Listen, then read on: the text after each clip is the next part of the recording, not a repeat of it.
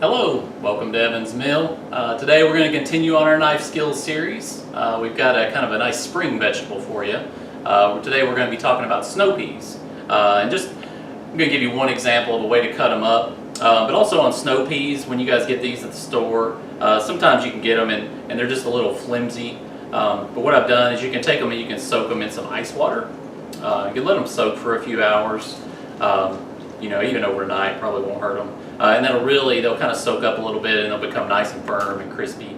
So that's a good way to do it. If you get them in and they're just a little on the flimsy side. So what we're going to do today is, a lot of times these snow peas actually came in already kind of pre-trimmed. But you may be buying them if you get them at the farmer's market.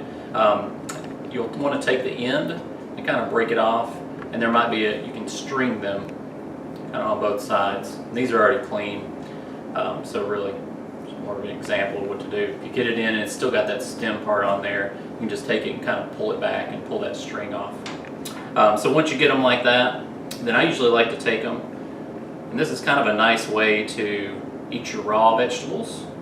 Snow peas are so good when they're fresh and they're just raw like this. But I take these and I'm gonna stack them up on top of each other, maybe 3 or 4, maybe 5 of them, just so they'll lay nice and flat. And then we'll get our nice grip on the snow peas, keep our knuckles out, thumb back, pinch up on the knife. And then I'm going to cut kind of a julienne, which is about 1/8 of an inch thick. As thick as you're comfortable without cutting yourself. Just take your time, make sure they're nice and straight. Right. I like these. So you can kind of see, it makes a nice little pretty garnish. And what we'll do with these is you can take those and you can toss them in a little salad dressing. You can toss them in a little olive oil with salt and pepper just to let them sit for a few minutes, and they'll kind of really soak up all that flavor, and they'll be nice and crispy, and they make a nice little garnish on the plate. They kind of remind me of grass in the springtime. But they're kind of a fun little way to do snow peas. You can just cook them whole like this too, saute them a little bit. I don't like sauteing them as much, just because they turn brown pretty quick.